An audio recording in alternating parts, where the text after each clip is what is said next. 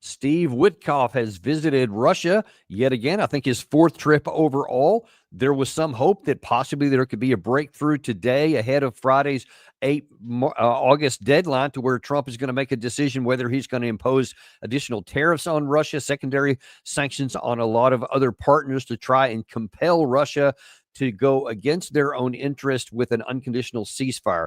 The odds were pretty low against that, but the way things are shaking out today, those odds just about fell off the table, and they don't even hardly exist. And we're going to talk a little bit about how we got to this position here and what the two sides, and we're talking primarily about Russia and the United States, Trump and Putin, what they have been saying for more than a year, and what that may tell us about what's going to happen on Friday and toward the end of the war. And to do that, we have one of our favorite guests, Larry Johnson, former CIA analyst, and of course of Larry the Shirt Johnson fame, as well as his own Sonar21.com, where he always has lots of great stuff on there as well. Larry, as always, welcome back.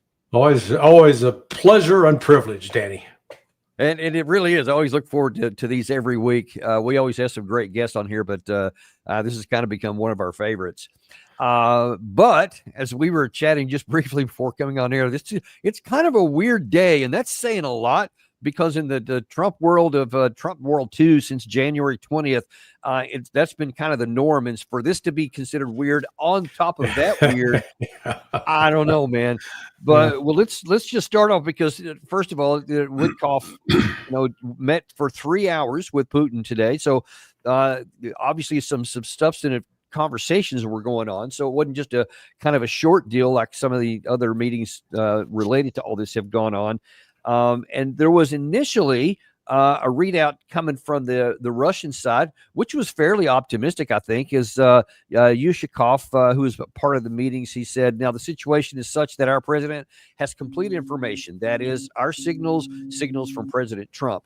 And Trump has not yet been informed about the results of this meeting. Therefore, I would refrain from making more detailed comments. We'll see when Witkoff can report back to Trump today. After that, obviously, we'll be able to supplement my comments with something more substantial. Some of the other comments coming out of Russia at the time were dialogue will prevail, and they thought there was going to be some positive comments, but it hasn't worked out that way since, because and in fact, let me talk about that one right there. This is Sergei Markov, who is a pro-Russian analyst, but also very connected and informed. He wrote this morning after the meeting. He said, what did Putin and Witkoff discuss? Trump's concessions.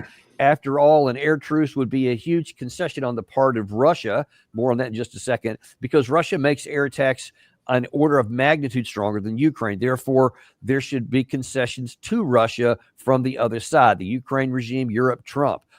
That is what is being discussed now. Zelensky and Europe do not want to make any concessions. More on that later, too. Trump, therefore, must concede. That is, to lift sanctions against Russia. This is what Putin and Witkoff discussed for 3 hours. Then, 3 hours after posting that, Markov came back and it's kind of like, whoa, hang on. Trump just imposed sanctions, 25% tariffs against India for the purchase of Russian oil. Not 100%. He noted not 100%, which is completely unreasonable, but a reasonable 25%. I guess that depends on whose perspective you're looking at, whether it's reasonable or not. This is Trump slap in the face to India. The likelihood that India will bend to Trump is minimal. I would say non-existent.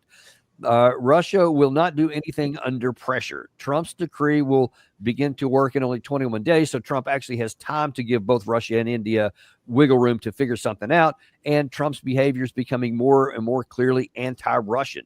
Trump is turning into Biden. Ouch. That last comment there is one of the worst one there.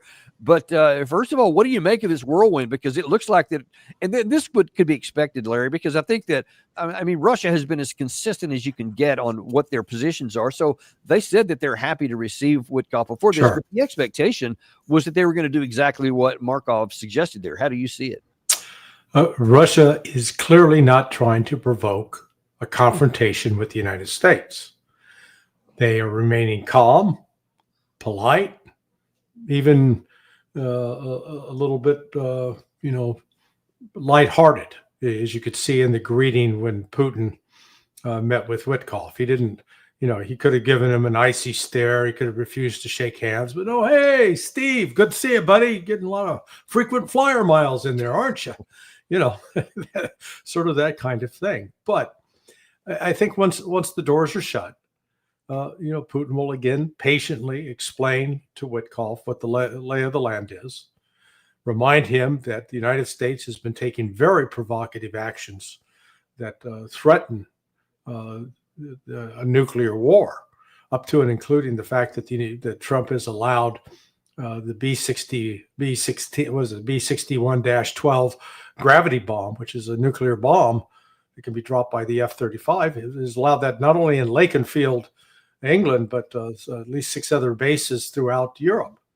And this marks the first reintroduction of U.S. nuclear weapons into Europe since 2008. So I'm sure that came up, and then the issue of despite the nice pleasant back and forth, Putin can't point to anything tangible that the United States has done to improve relations with Russia. Still hasn't named an ambassador. Still hasn't returned the consulates that or allowed Russian consulates in the United States to be reopened. In fact, restrict what places a U.S. citizen can go get a visa to go to Russia, as I know full well. Firsthand, yeah. That they haven't returned the property that was seized under Obama. They haven't freed the assets that were seized, and they continue to provide weapons and intelligence to Ukraine. So, Putin, I think Putin probably again politely reminded me, so we've got to see some tangible movement on your part, because Putin's in the driver's seat, despite all this, claims in the West that he's running into trouble. He's not. The pace of military advance by the Russian forces, it's like accelerating every day, every week. It's going faster and faster, and at this pace, it's going to break at some point. In fact, the Russian General Staff reportedly told Putin that they anticipate 2 to 3 months max. They're gonna completely break the defensive line of Ukraine, which I don't think is, if that report's accurate, I wouldn't surprise me, because that it appears to be what we're seeing.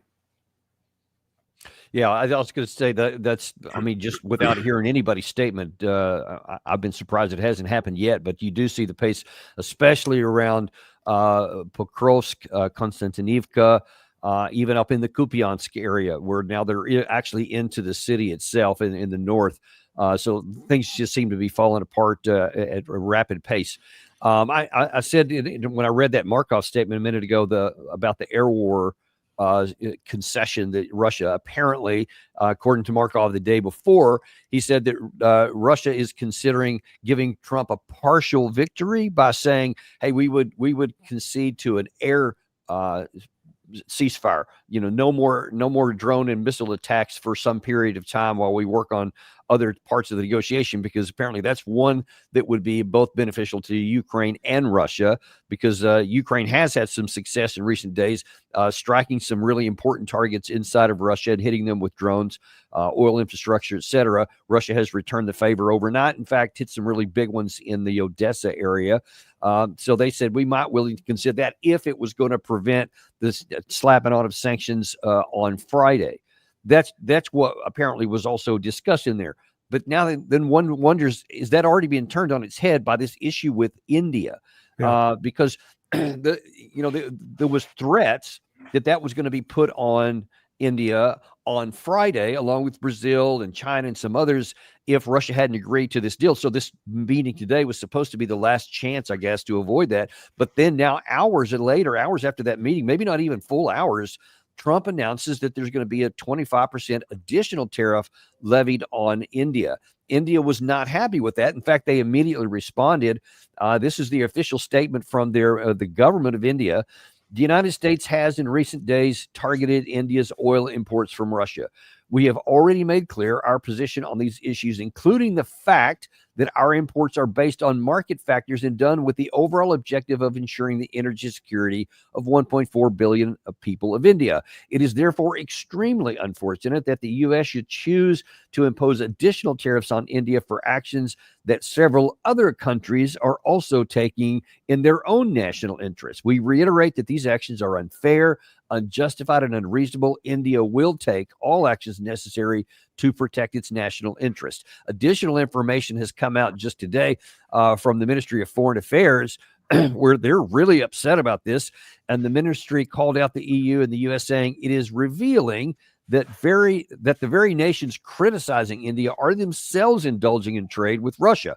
Unlike our case, our trade is not even such trade is not even a vital national compulsion for them.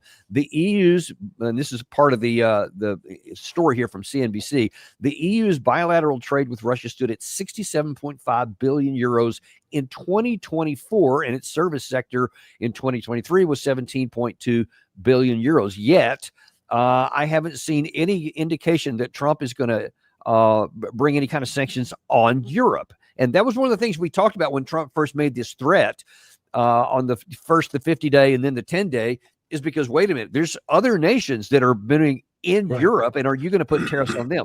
So how can Trump, I don't even know if you say thread this needle, how can he put this big impact, these sanctions on top of the 25% that's already there, and that's not even been worked out yet, and then not do anything to the Europeans?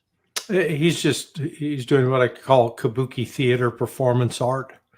Instead of stripping naked and having a suit painted on him to make it look like he's wearing clothes, he's doing this kind of stuff.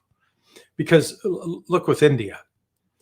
India is a sole source of some critical pharmaceuticals and vitamins, supplements in the United States that we don't have an alternative for. India said, fine, okay, you do that. Sorry, there's a problem with the supply chain. You're going to be cut off. The same, in the same way that China said, oh, okay, those rare earth minerals, those processed rare earth minerals, you're not getting those magnets, you're not getting those. Trump backed off. He abandoned, pushed it back. Oh, we'll wait another 90 days, 3 months. This is unnecessarily picking a fight. And again, this is one more illustration. If he's serious about reaching an accommodation with Russia to really bring it into the war, then don't go punishing Russia's partners. But Trump's doing the exact opposite. And I think this has more to do with the growing realization on the part of Scott Bessent, the Secretary of Treasury, and others around Trump about how important BRICS is, because it is genuinely creating an alternative financial market. So some of the tariffs that were imposed, particularly on Brazil, like coffee, for example. Well, Brazil turned around and said, okay, fine. They just cut a new coffee deal with China. China said, oh, we'll buy your coffee. And so here's the United States said, okay, we'll go for Honduras or Colombian coffee, I guess. But it is a reminder that Trump and his team, they're not thinking strategically at all. They are very much in reactive mode. So Witkoff's going to come back and say, yeah, this is what Putin said. But Trump, instead of waiting to hear from Witkoff before taking these actions against India, moved it up a day. It's insane. So that's what I say. I really think there's something mentally wrong with Trump. Well, and that's kind of what I was kind of getting towards, I guess, is because, I mean, he went from 50 days to 10 days, and then now before the expiration of that, which by his own determination was Friday, now that he's done it today. So what? Probably a silly question to ask, but why would he do it today instead of on Friday? Well, then Friday he may be, like an Alzheimer's patient. He'll say, "Okay, let's do this." And say, "Well, excuse me, Mr. President, you already did it." "Oh, I did? When did I do that?" Or he'll reverse it. It is again, I don't understand the logic of deliberately antagonizing other countries that you want at some point to cooperate with you and work with you. Instead, what is happening, and we've seen it in Brazil. It has. If you would have asked me a year ago, I would have said Brazil was the weak sister in BRICS, the one that could most easily be peeled off from BRICS to work with the United States. Today, no, just the opposite. This is because they are enraged, furious at this bullying behavior by Trump. But it reminds them of U.S. imperialism across the board. And so now they're going out of their way to seek deals with other countries and make sure they don't deal with dollars. And maybe this is why Trump's team is thinking that they can bully their way through this and coerce everybody. You're going to play by our rules, but I think it's having just the opposite effect. Yeah, it does, and that's why I don't think, in not in any jest, that it is time to consider: is there something mentally off about President Trump? I mean, some of his actions are just they defy any explanation because they're so erratic.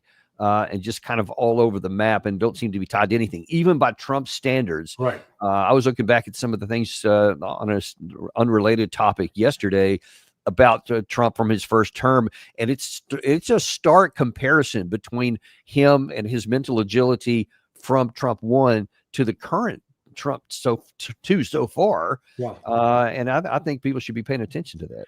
Well, there's a term, confabulation. Confabulation means when somebody's telling you a lie, but they genuinely believe it is true. And we've seen actually Trump engaged with a number, and confabulation is associated with early onset dementia. So, what's an example? Trump, I told Xi and Putin that I was going to bomb the hell out of their cities if they, and he said that last year when he hadn't even had any conversation with them. So he was confabulating because I genuinely believe he thought that was true.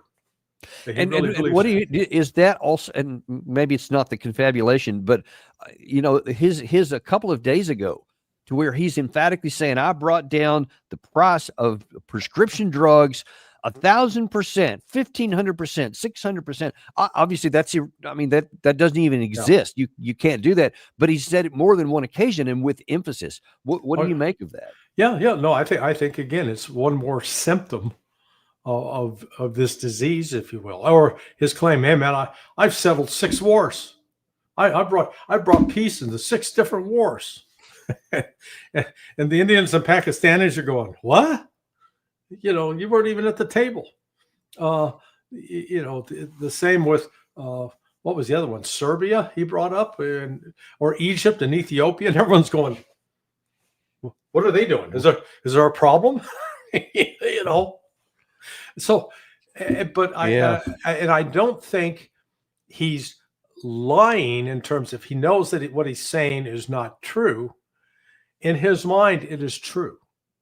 And well. All right. Well, let's take a look at that, because I'm going to get kind of a running start of how we got to the Witkoff meeting today, and we're going to look at the shifting positions of Donald Trump and the anchored positions on the Russian side. So first of all, let's start with Trump. This is Trump with I think it was Cheryl. No, not Cheryl Atkinson. That's coming later. This is Trump with the British media in 2023 talking about what he was going to do with the Russia-Ukraine war.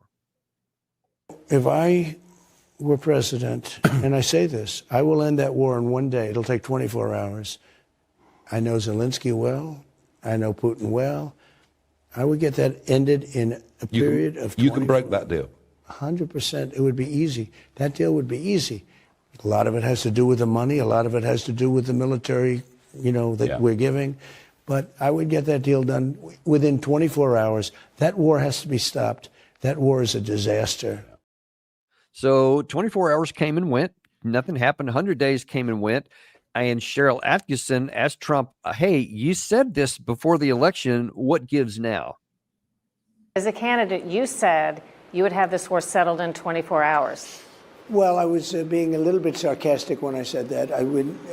What I really mean is I'd like to get it settled. And I'll I think I'll be successful. What's the plan if Putin doesn't agree to a ceasefire?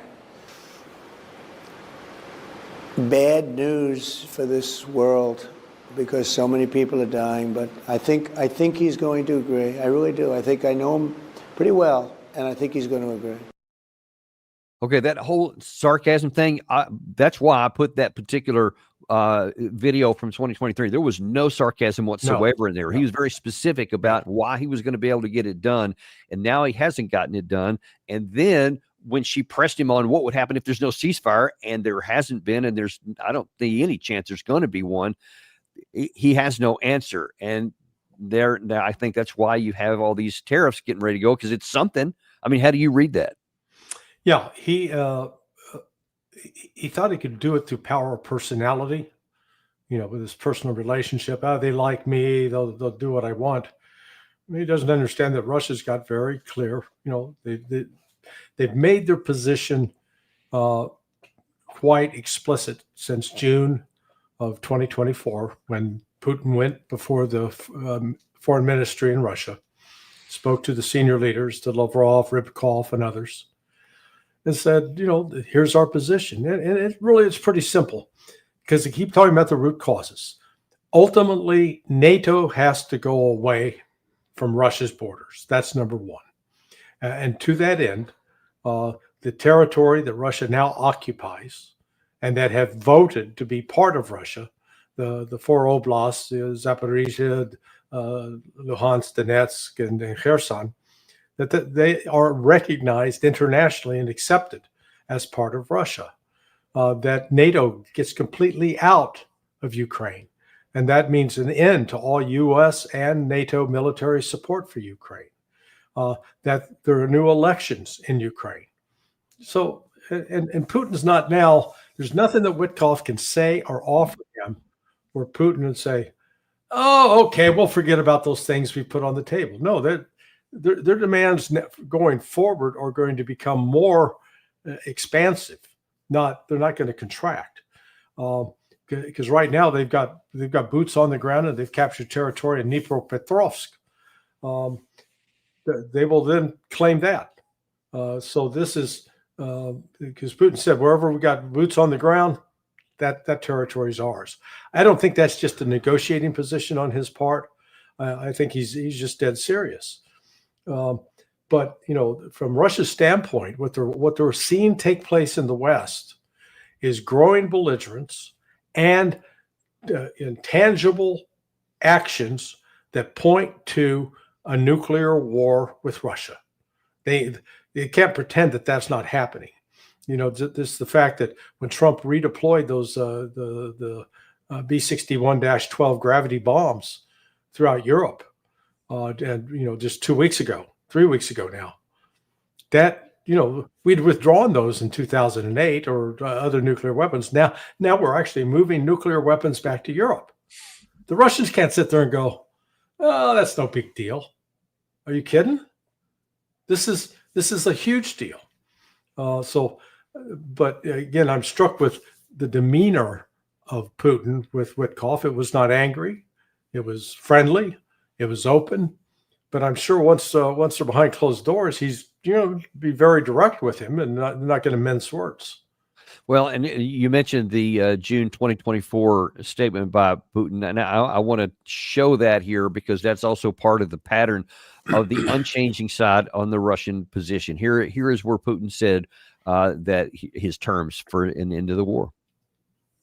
The essence of our proposal is not some kind of temporary truce or suspension of fire, as, for example, the West wants. This is not about freezing the conflict, but about its final completion. And I will say again, as soon as Kiev agrees to a similar course of events proposed today, agrees to the complete withdrawal of its troops from the DPR and LPR in the Zaporozhye and Kherson regions, and really begins this process, we are ready to begin negotiations without delaying them. I repeat, this is our principled position. Neutral, non-aligned, nuclear-free status of Ukraine, its demilitarization and denazification. So those are some pretty high standards, which, of course, no one in the West even considered for a second. But I just got to ask, man, how many hundreds of thousands of Ukrainian men who were alive on the day he said that aren't today? And how many more may be in the future if we continue to ignore those? I think you're looking at a minimum of 500,000 casualties since that day, which is an enormous loss. Right now, Russia is reporting 1,200 casualties on the Ukrainian side every day, minimum of 1,200, sometimes in excess of 2,000. Well, you do the math. If it's just 1,200, 365 days a year, you're up around 400,000.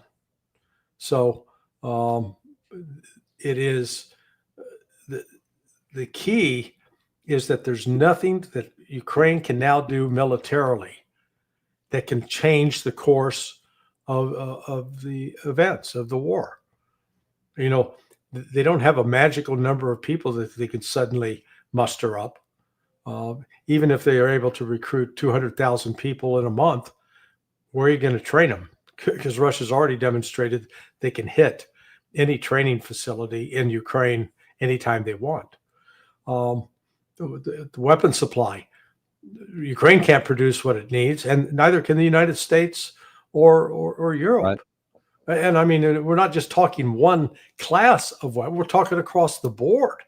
Mark Rutte himself quantified that maybe 2 weeks ago. 2 weeks ago, he said that Russia is producing the same, or actually, he said more in 3 months than all of the West combined in a year of the key ammunition categories. And I mean, that, as you've said many times, it's years to ramp that up once a decision has been made and resources found, and none of those things have happened yet. So that is just a status quo situation, which will continue to deteriorate on the Ukraine side. And yet we don't take the logical, rational action. So that was what Putin said in June of 2024. This is what he said in March of this year. We agree with the propositions to stop hostilities, but we proceed from the fact that such ceasefire should be such that would lead to a permanent peace and remove the original causes of the crisis. So there's virtually the same thing he said. The occasion on that was when Trump first said, I want a 30-day unconditional ceasefire. And Putin said, I mean, we'll talk about it, I guess, but there has to be some pretty big conditions on it. But he always circles back around to the same conditions he said. And those were repeated in the July 3rd phone call between Putin and Trump.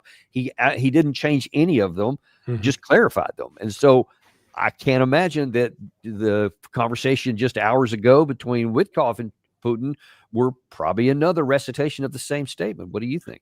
No, exactly. If Putin backed away from that, if he said, "Okay, yeah, we'll forget about denazification, we'll forget about demilitarization," I think he would be removed from office through a military coup. Because general staff is certainly not going to, they're not going to put up with that for a minute.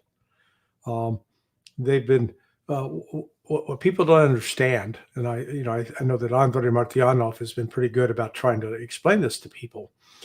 The difference between a special military operation and war is how society is mobilized to attack and to respond to the threat. Right now, Russian society is not mobilized for war. The industrial sector has been received a higher priority, but they've stayed sort of quite level, normal life as always. If Russia shifted into a war footing, that means there would be a clampdown on news media. There would be a definite probably 2 million reserves would immediately be called up. There would be conscription. They would go all out.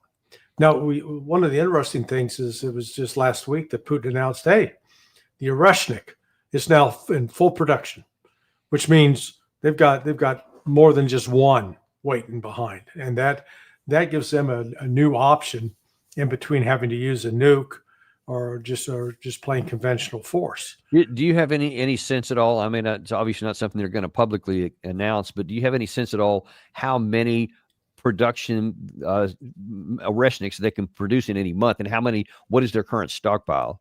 That I don't know. I'd just be guessing, but I would think it would certainly. I think they're capable of building 3 or 4 per month.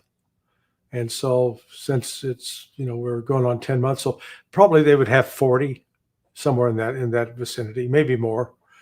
But what it demonstrated it was capable of, and the fact that the West has zero defense against it, it puts them in the driver's seat. They can threaten something now that the West can't. The West's only answer would be a nuke.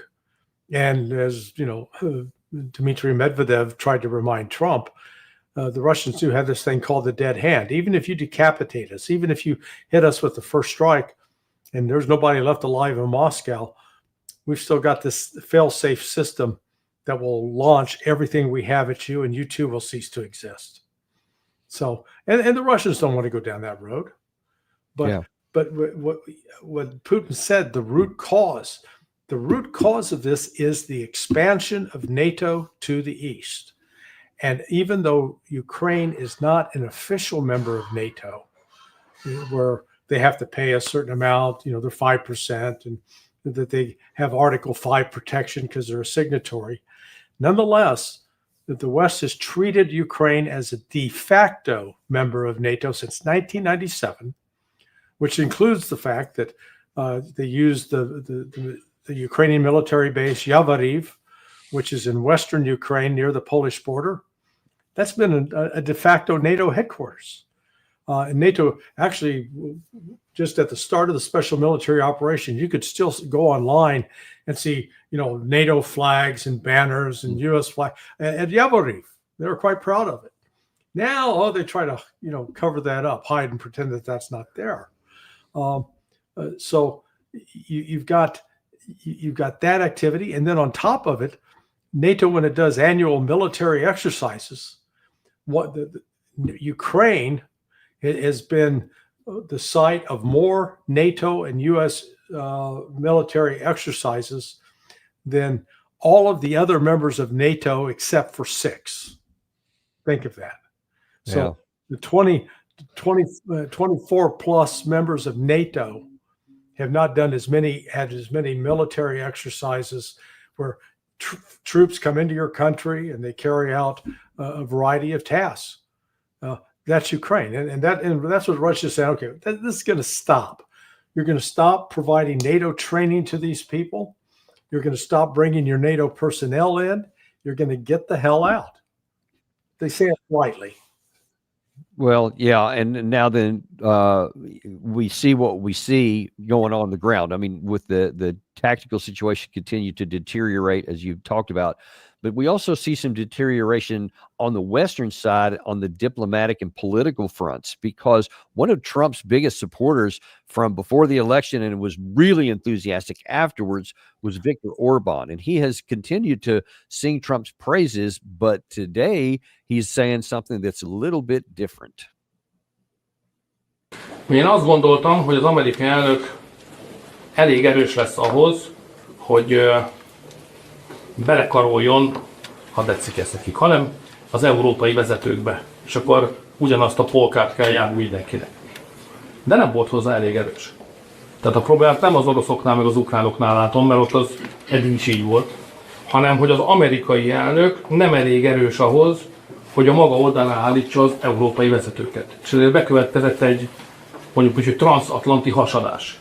Az amerikai a béke, vagy ha nincs béke, akkor itt hagyunk benneteket álláspontjára helyezkedtek. Az európai vezetők meg arra, hogy meg akarják nyerni a háborút Oroszország ellen, Ukrajna területén. Nekik ez a céljuk. És ezt ki is mondják nyíltan, amikor miniszterelnöki csúcs van. Le kell győzni az oroszokat Ukrajna területén. És ezt a szándékukat az amerikai elnök nem tudta megváltoztatni egyelőre. Itt vagyok. So that's pretty bold for him to say, Trump's just not strong enough. How do you interpret that statement there? Because that's the first one I've seen where he's pretty much called Trump straight out. Yeah, he was, and his message was he thought that Trump was going to be able to corral the Europeans, and to said, okay, yeah, we're gonna bring an end to this. Instead, he says he's acknowledging that Trump is completely ineffectual or ineffective in getting the Germans, French, and UK to back off of the rhetoric and stop with their threats. Now, that does run a little get counter narrative to the perception that, when Trump was in Scotland, Starmer was coming up to kiss his ring, von der Leyen was coming up to kiss his ring, that they're all genuflecting to Donald Trump. But I guess, to me, it's not clear that Trump has actually made a demand of Europe with respect to Ukraine, other than saying, hey, we're not going to pay for it anymore. You want to do it, you pay, you buy the weapons from us, and then you can give them to Ukraine. So it's just a financial deal for him. So I think the most he got out of that Scotland visit was more business for his personal golf course than any kind of thing and benefit for the United States. Right. Or a change on the other side. And I think a lot of this genuflecting and ring kissing and all that kind of stuff is just the Western leaders figuring out they know how to manipulate Trump to do what they want. So they'll make it look like they're kowtowing to him. But then you look at the policies, and I mean, we got to go back to what that Sergei Markov said just a couple of hours ago on Telegram. Trump is becoming Biden because he didn't end anything, and now he just seems to be going down the same path that Biden did, both with sanctions, giving stuff to Ukraine, talking about increasing more aid. I mean, can you argue with that? No. And we'll find out supposedly at 4:30 today. Trump is supposed to provide a speech. And I'm presuming by then he will have been on the phone with Witkoff. He would have got fully briefed on what was said. And then they will come up with a response. But what is so odd is that instead of him adhering even to his Friday deadline, he bumped it up 2 days. And we've not seen any comment out of the White House indicating some conciliation, some willing to accommodate Russia's demands. But Trump is surrounded with all of these neocons and people like Jack Keane and General Kellogg, that think all we have to do is we'll put those submarines out there. That'll scare Putin.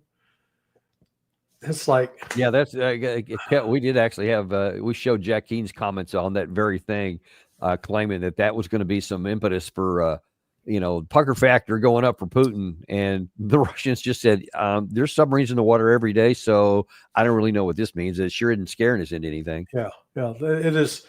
All Trump is doing with this behavior is reinforcing the views of the hardliners in the Kremlin, because Russia's not a monolith. There are some real hardliners with people like Medvedev that don't want to give the United States the benefit of the doubt at all. And all this does is it gives them more ammunition to make their case. And it actually, I think, narrows Putin's options for trying to find really a diplomatic or peaceful solution to this. So I think it's tipping towards more dangerous, not less dangerous. And you know what? Let me actually just show real quick here on the screen. You mentioned the tactical situation here a minute ago. Just look, we've been covering this about every 2 or 3 days, and you see that now there is a firm Russian position all the way into the heart of the city of Pokrovsk, and then up here on the supply route up around Rodinska. Russia has also now made nearly up into the outskirts of here. They have expanded the gray zone up north of this route here. So now then this route here is under full fire control. And then you swing over here to the Konstantinivka side, and there's been additional area turned from the gray zone now into full Russian control here. And then when you come over into the northern part There's been additional expansions here, so Constantinople is becoming, more and more troubled. I could do the same thing on the Kupiansk area, but then when you take a look at the manpower issue, you have this report from Ukraine just a couple of days ago that says there's an alarm. Now, they have a lower casualty rate that they claim. They say Ukraine's military is suffering daily casualties of 300 dead and 750 injured, and about 500 deserters every single day. This Maria Berlinska said she was concerned that the Russian forces could be in Kiev by winter if we don't change something. And there's been others who've made that same warning, Ukraine people who've made that same warning. So if there's this idea that, well, I'll just try this issue of more sanctions, and even though by Trump's own admission, even he said this a couple of days ago, probably won't make any difference, probably won't force Russia to change anything, but we'll see. Well, here's the problem. The clock is ticking. You mentioned at the outset that there is commentary that reports that the Russian general staff thinks that the Ukraine army could collapse within 3 months. That's mirrored by this one here, 3 to 4 months before there could be a break. And you can't just keep going the status quo. If Trump doesn't take provocative or proactive measures to bring the war to an end under even the ugly conditions that Putin laid out earlier this year, then the specter is then you'll just get a military victory by the Russians outright, and they'll simply be terms of surrender. How do you see that playing out? Well, note in her casualty figures, they're almost matched what the Russians are reporting. So I think she's a rare bird there in Ukraine, one of the few honest reporters about what's going on. So it is, through your own experience that no matter how well trained the troops are, if the logistics aren't in place to sustain them in the field, the training and capability falls apart pretty rapidly. And if you've watched what Russia's been targeting, particularly over the last 3 weeks, they've really been going hard at the lines of communication. And because once they're caught off where you've got a limited supply of ammunition, and then you run through it, you don't have anything else to load into your rifle or into your howitzer. That's problematic. Getting food, getting resupplied with water, those are legitimate issues. And accompanying that then is if you get wounded, can you be extracted and get some reasonable hope that you're going to get medical treatment and survive? And so all of that weighs in on this. And I think Russia, it's more like the coiling of a snake, an anaconda, just compressing. And at some point, Ukraine's going to break, and it's going to come quickly. Yeah, that's the big thing. A lot of these things, sometimes they've held together for so long. There's this really unchallenged and unexamined belief that they have stayed together this far, and they will always stay together. And like it'll be a linear kind of thing. Well, it took Russia like 3.5 years to get up to this point here, and so another 3.5 years extrapolating off. Well, but it doesn't work like that, because there could come a moment where there's even a mental and a psychological break to where you're like, I just can't do this anymore. That article that I put up there, when I read further into it, one of their concerns was that a lot of these guys have been there since the beginning, when the original mobilization or volunteers, and they've never been demobilized, and they're just wiped out emotionally. And you just never know when all this is going to conspire together. But what is your view, before we shift gears here onto a different topic? What is your view of what will happen politically for Trump, for Europe, et cetera, if they continue on with their fiction that this can go on forever, but there is a collapse at some point and the thing just breaks? How will they react to that? Well, you mean how would the Europeans react, or how would the Europeans and Trump? Well, I think it's going to ultimately threaten the survival of NATO, because NATO will have been proven to be completely ineffective in preventing this outcome. The danger, though, is the Germany, France, and England verbally are escalating, being verbally belligerent, and there are, we had the leak the other day, or at least the report come out of Russian intelligence, that the Brits are preparing some sort of false flag or to start attacking Russian oil tankers. Any further attacks now on Russia like that, it's going to escalate. I think we'll get to a stage where now, based upon what Putin has said this week, that if there's an attack inside Russia, either against Russian assets at sea or in places like Moscow and St. Petersburg that cause significant damage, it can be traced to either Germany, France, or England. Germany, France, or England will then be hit by an Oreshnik missile. They will target the specific military base or factory. So this is the collapse of Ukraine is not going to bring an end to the danger. Is I guess what I'm saying. It could, there'll be the potential for it could even get higher, or it could finally they could just accept it and move on. We'll see how that works out. I want to shift gears in the time we have left here to some other additional information. Apparently yesterday at a cabinet meeting in Israel, Netanyahu pitched an idea that he wants to completely occupy now. He made the decision to completely occupy the Gaza Strip, and apparently the full Knesset will vote on it tomorrow.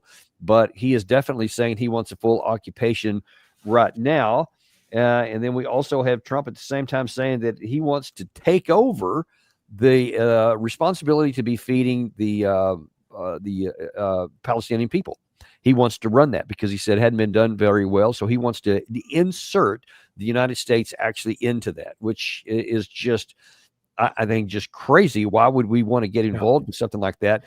And then why would we want to greenlight what Netanyahu's doing?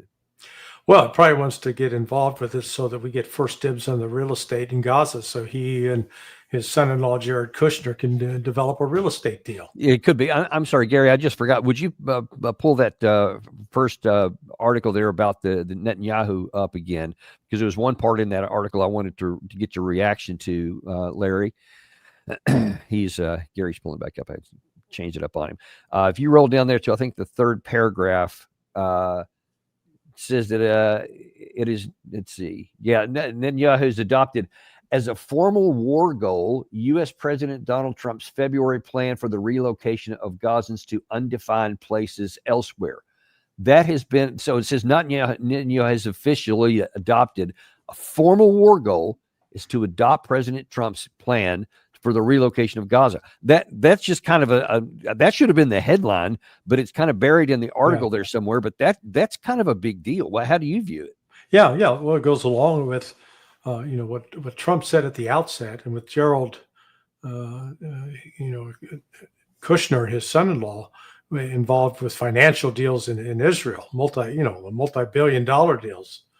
I'm sure he's saying that clear out Gaza.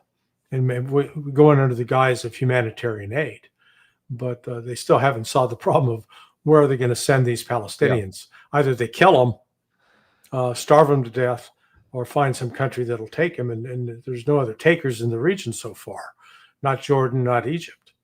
But I mean, this is so damn cynical and so evil. But we've seen, Rupert Murdoch and his company have kicked into full propaganda gear, because they sent Fox News. Fox News got to go into Gaza, and they're saying, it's not as bad as what we're being told. They're doing the whole propaganda thing, and ignoring, there are other videos out there of some other aid workers screaming. You can see bullets skipping off the ground around them that the Israelis are shooting. But then we got the testimony of Colonel Aguilar, and what a terrific officer he is.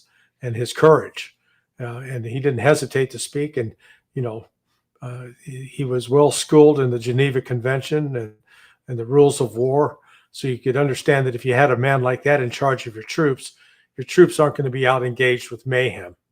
They're going to conduct themselves in an orderly manner, and that's one of the things that his testimony revealed. There's no leadership in the Israeli army to speak of.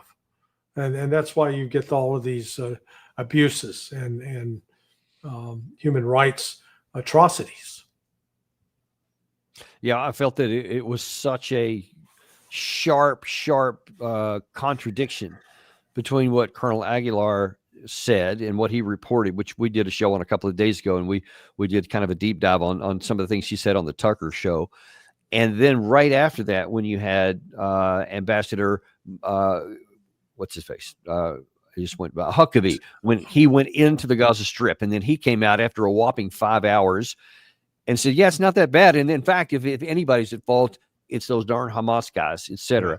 No blame whatsoever for the Israeli side, and just saying, hey, now I'm not saying there's not some danger there, whatever. I mean, it's just horrible, because Aguilar categorically said this is an intent to starve people. It is the plan. They put these things, all they changed from 400, what originally was being used to feed people in Gaza, down to 4, with 3 of them all the way to the south, so that everybody would have to walk the entire length of the Gaza Strip to get to the food. And so he said this is an intentional plan, and then they're shooting them, not by accident, when they clear them out to go to the food aid anyway. And then you have the ambassador to the United States saying it's Hamas's fault and not mentioning any of those things. And that is, I think, going to be a long-term shame on this country, however this works out. Yeah, no, exactly right. It's because none of these people are getting shot or carrying firearms. You know, the rule of thumb is, if you're going to shoot somebody, they need to pose an immediate threat to your life and limb, that you can, and that you have no other option but to shoot to kill. Well, the Israelis shoot for the pleasure of it, because they treat these people like they're insects, like there's some lower life form that can just easily be snuffed out. And fortunately, there's still some in Israel with a conscience, and the unfortunate part about them is they're killing themselves, or they're suffering from PTSD for the horrors that they're inflicting upon these people. Yeah, we've actually had a couple of the prime ministers. Ehud Olmert, I think, was one, and I can't recall the second one, but they've both been pretty outspoken that this is wrong. This is not going to help Israel, and it's just morally out of bounds, et cetera. So there are at least some voices, but unfortunately, the ones that matter, both in Washington and in Jerusalem, are still where they are. And I guess it's going to take some kind of concerted effort from people around the world to finally stand up and take some action, or this nightmare is just going to continue on. And I couldn't imagine. I remember, Larry, I was thinking about this just a couple of days ago when this war first started off. I said, and I think as early as November of 2023, I said that Netanyahu has set his nation on a course to try and provide security for Israel that cannot succeed. And I said, unless you literally wipe out everybody, and of course they're not going to do that, this can never succeed, and it will just cause problems. Well, since then, I've come to realize, holy crap, he could actually envision wiping everyone out. And you look at what they're methodically doing, and I just cannot fathom, never again after World War II. And then it's happening again with our assistance. It's just hard for me to get my head around that. Yeah. No, we're in the process of losing our soul, and that's why seeing these efforts to try to affect public opinion, because the images of these starving children, they are penetrating social media. People are starting to react, and it is poisoning the well for any sort of good feelings or good relations with Israel. And I still think there's still a lot that can be done. Countries like India, Russia, China, they need to break diplomatic relations with Israel. They need to cut off economic ties with Israel, shut down, no more trade relations if Israel is going to persist with this. Other countries, if the countries started doing that, Israel would be compelled to stop. But right now, everyone's enabling them by doing nothing. And that from Hamas's perspective, Huckabee was blaming Hamas. Well, Hamas did themselves no favors, and was one of the worst things they could possibly have done when they share these video images of some of these hostages that they are basically starving as well. And from the one hand, you can understand, from their perspective, like, well, why should we give them a lot of food when our own people aren't? But to think that they're going to cause some kind of reaction that's going to get anything for their side, they just gave a huge information operation victory to Israel, because they have just been blasting that everywhere, and that's all anyone's talking about. And so now a lot of people are going, well, look, the Hamas side, they are animals. Look what they're doing to the hostages, etc. And you can argue the fundamentals of it, but the imagery is working against the Palestinian people. How do you see that? Well, yeah, but it again, with this whole information operation, all it's designed is to create a narrative to justify our own war crimes, and so we say, see what they're doing, so we're okay with what we're doing. No, we're not. So this isn't, what Hamas is doing is candidly what my ancestors did in 1776 to get rid of the Brits. Fighting a foreign occupier, and some of those people participating in that revolution on the U.S. on the what we now call the U.S. side, they committed some atrocities too. They weren't all armed with righteousness and the light shining upon them. But what has brought this about has been the illegal occupation of a people and a subjugation of a people. And when they finally fight back, then we want to attack and destroy them for fighting back. And when you look the evidence of what Israel has done to these people, it's on par with some of the most heinous acts in history against an ethnic minority. Yeah, I mean, it's just black and white. It's just there for anybody to see. Unfortunately, there's a lot of people don't seem to be concerned by that. But anyway, we'll continue to follow this, and we'll certainly look to see what President Trump says this afternoon when he apparently makes a public comments on this Witkoff issue here, and I'm sure we'll be bringing you that. So in any case, thanks for coming on today, Larry. Always a pleasure to have you on. Thanks for having me. I'll be back.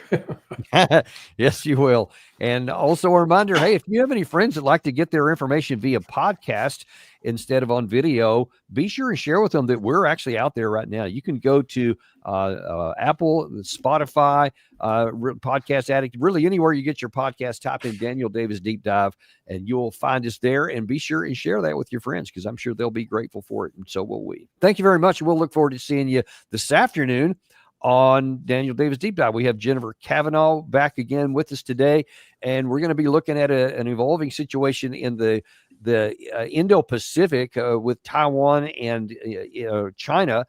A lot of angst going on over there, and a lot of people concerned that there may be a conflict about ready to blow up there too. And we're going to look at what can we do to keep that lid on and keep that cauldron from blowing up to this afternoon at 3 p.m. With Jennifer Kavanaugh. We'll see you then on the Daniel Davis Deep Dive.